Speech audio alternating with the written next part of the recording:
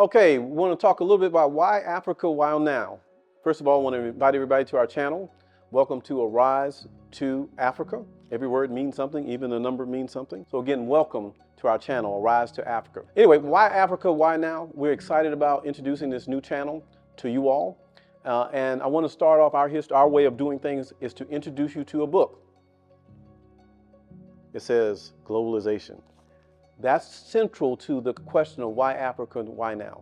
Africa is poised to add 798 million people by 2050.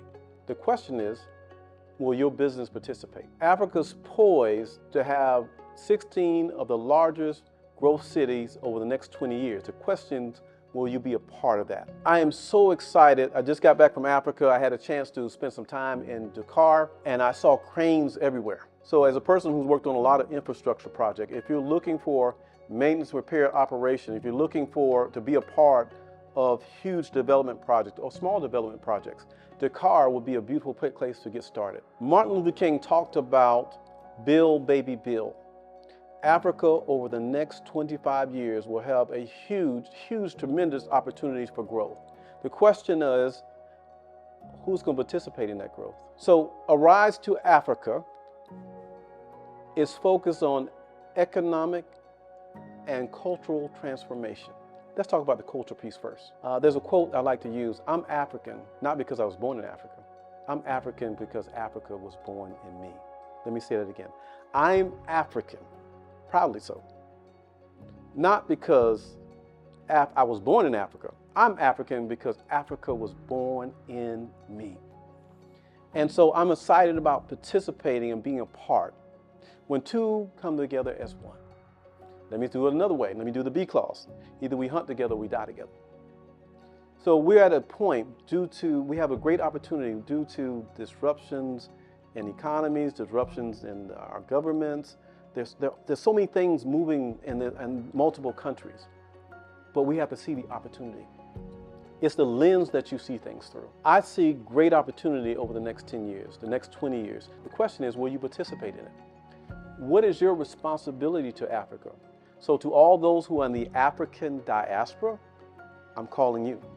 All those who are friends of Africa, I'm calling on you. We have to be a part of one of the greatest transformations over the next 10, 20, 30 years. I call it a 100-year plan. My grandchildren, your grandchildren, need to be a part of that. I see so many young people that don't have a sense of who they are. I think now about Dr. Asa Hilliard. Let me say it properly. Dr. Asa G. Hilliard. He says, our young people need to know who I am. Where do you fit in the global marketplace? Who are your ancestors? Who are you connected to? And let me take a commercial break. For all of those who have not been home, go home.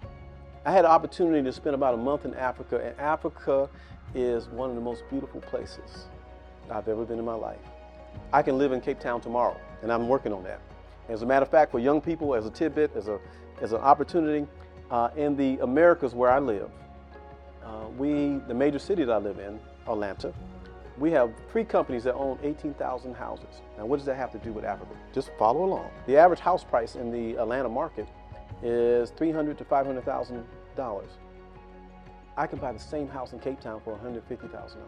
I'm saying to you, you need to become a global citizen and take advantage of global opportunities. Globalization is here to stay. The question is, will you participate in it? Do you see the opportunity? I've been able to work on major projects globally. Let me give you one example. Recently, we outsourced all of our IT functions to the Ukraine government before the war. They did a great job. We outsourced to the Ukraine because they were excellent at what they do. My question to all the business leaders on the call, who are you outsourcing to? And if I pull up some of my data and I talk about the different countries who have the ability to participate in this process. Kenya, IT infrastructure. South Africa, outsourcing. These are countries that are developed and strategically placed. The question is, do you have a relationship? Do you have a partnership? So I like one of our ancestors when he talked about build, baby, build. Participate in this wonderful building boom that's going on throughout the countries in Africa. Most of us in the African diaspora can't name a major city in the diaspora. That's not on somebody else, that's on us. A lot of my Jewish friends, they go home every year to support Israel. There's a cultural connection, there's a sense of identity. And at this point in time, we need to rebuild our cultural connections. So it's not just about materialism, it's not just about economics. I want to point out to you that it's so critical that we need you to participate. Martin Luther King asked a question, and that question is, what is your life's blueprint? I want to slightly change that and ask you a question. What is your global blueprint? Who are you connected to? What relationships do you have? What countries are you familiar with? What markets are you opening up in the Americas? I was with the Zambian Consulate General, and he made a good point to members of the diaspora who were in the United States. He says, I dare you be in America and have so much in front of you and so many opportunities that you're not opening doors for Africa. So I want to change the paradigm. I want you to just think about this from a holistic standpoint. It says arise, the number 2, Africa. So when we say arise Jamaica, we got to say arise Africa. When we say arise Kenya, we got to say arise Africa. We can no longer be separate. We have to be a part of the global community. So instead of going to the Caribbean, I need you to take your children to Cape Town. I know some of you like the glampers. You like these wonderful, what I call 5-star trips. I would recommend Cape Town. Which brings me to another point. We need to kill Tarzan. This mentality that Africa is a bunch of huts and poor people. I was with the South African ambassador in Americas. He made a good point. We're not looking for aid, we're looking for trade. Let me say that again. He made a good point. We're not looking for aid, we're looking for trade. But if you can't see Africa as a trading partner, as an investment opportunity, it's how you see a thing. I need you to reimagine Africa. And then I need you to participate in that process. Going along just a little bit, South Africa has highly proficient in English. Great outsource partner for call centers. Kenya is nicknamed Silicon Savannah. Kenya's capital, Nairobi, has become a destination for customer service, data center processing, IT outsourcing. Nigeria has a large concentration of young people.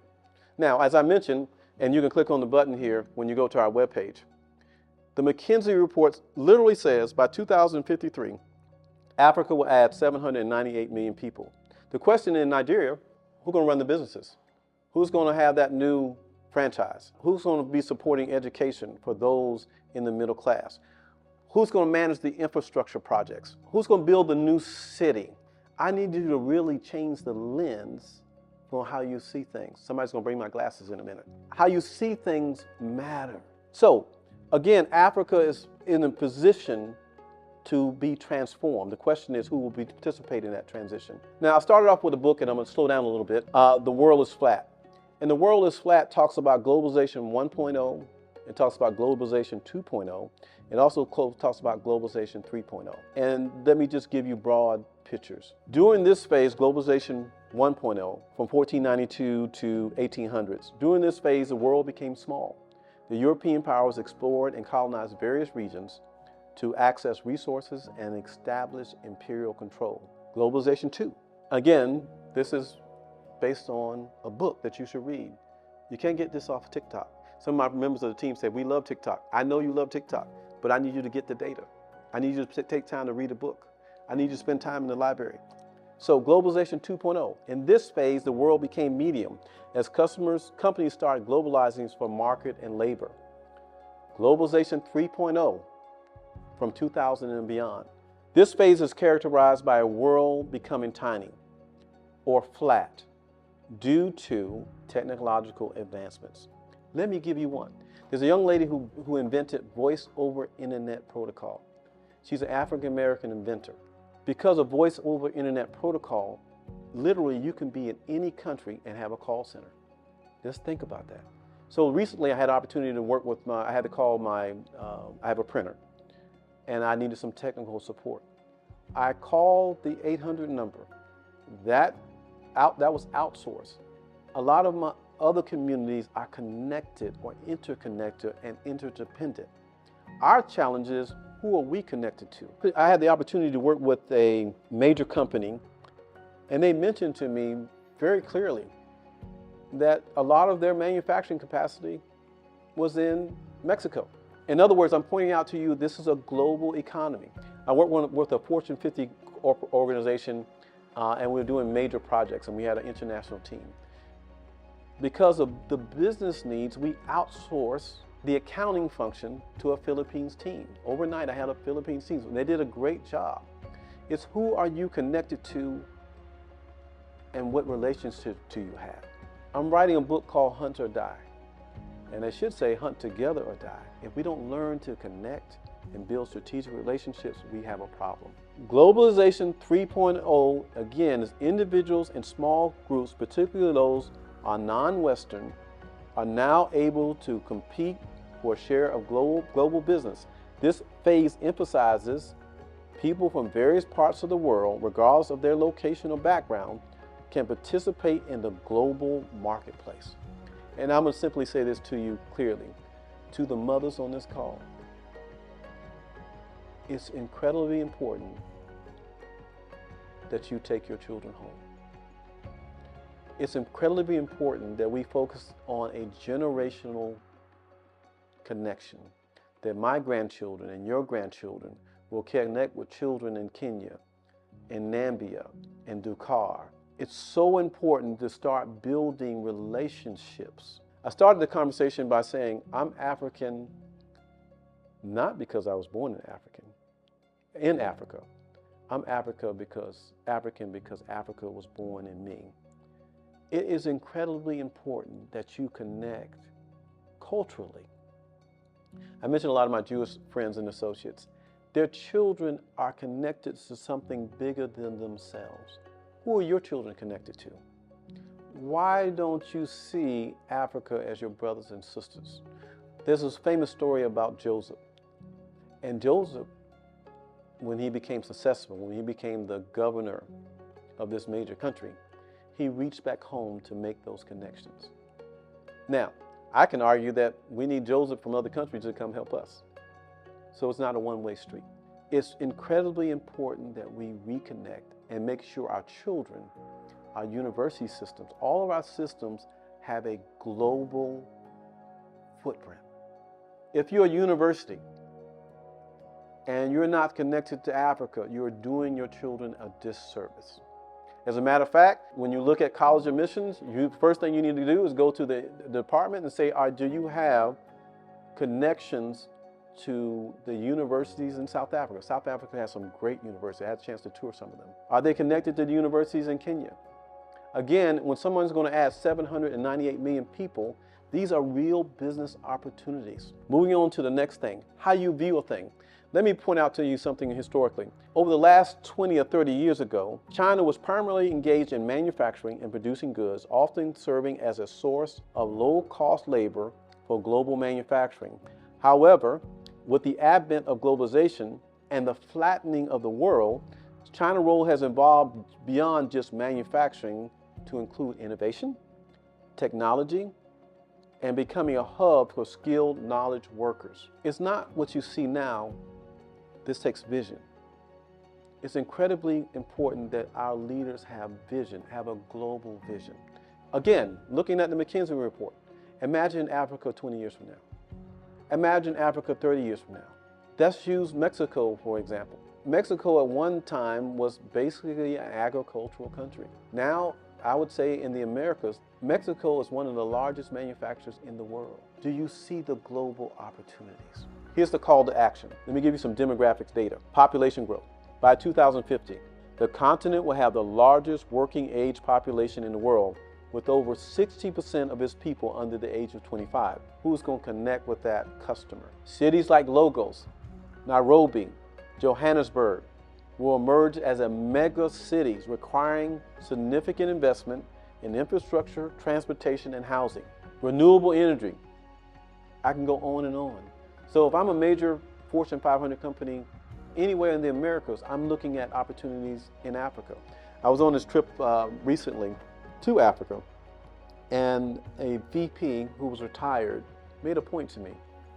He said early in his career, he had an opportunity to relocate to Africa for his corporation to drive business growth. But instead of going to Africa, he went to a European country.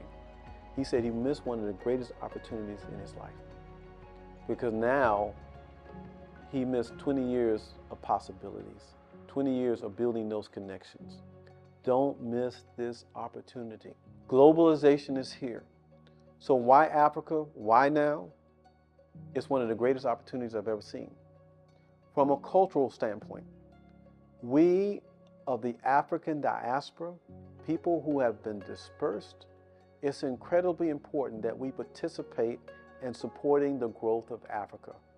As I mentioned before, I'm not African because I was born in Africa. I'm African because Africa was born in me. That's one quote from my first president of Ghana. He strategically chose Ghana as a name because Ghana was one of the largest empires ever. Developing strategic relationships long term. We need to change our lens on how we look at the world. The diaspora has a responsibility to promote a positive image of Africa, challenging stereotypes and attracting global partnerships. Africa is one of the most beautiful countries you could ever be a part of. The Bay in Cape Town is just as beautiful as San Diego. But in our mind, we have this narrative, this false narrative that Africa is a bunch of poor people in huts. Again, we have to kill Tarzan and that mentality. I would recommend you that you look at news sources that are different from what you look at now. It's so important that two become one. It's so important that our children have something bigger than themselves. If you don't know Dr. Asa G. Hilliard and the book called The Maroon Inside, I would encourage you to buy that for your children. I see so many of our children who put on labels that have nothing to do with their culture. Africa, particularly ancient Africa, was the foundation for everything that you see in Rome. Our children need to know about the Mali Empire, and I'm hoping our team can point out something about the Mali Empire. Our children need to know about the Ghana Empire. The world needs to know that all life, all civilization came from Africa. Let me say that again. I was with a prominent historian, we'll put a clip up, to remind you that all humanity is African. Let me say that to all of you. All humanity source is Africa. So when you read Genesis and it talks about Adam and Eve, you're talking about Africa. So I'm calling on all of us to really adjust how we see things. While I have you here, don't forget to like, don't forget to subscribe, don't forget to share. We have a trip coming up to Africa. Send us your information, subscribe to our channel. You can participate in some of the upcoming events. We'll have some networking events. But my passion right now, if you go up to that top screen, we have our STEM program in South Africa. We need your support. It's an outstanding program. We're helping young girls learn technology. We have another project in Gambia that we're helping rebuild a school. So we need your help and participation. Dean Grant said this to me a long time ago. He said, if it is to be, it's up to me. That means you. I need your help. We need your help. Together we can.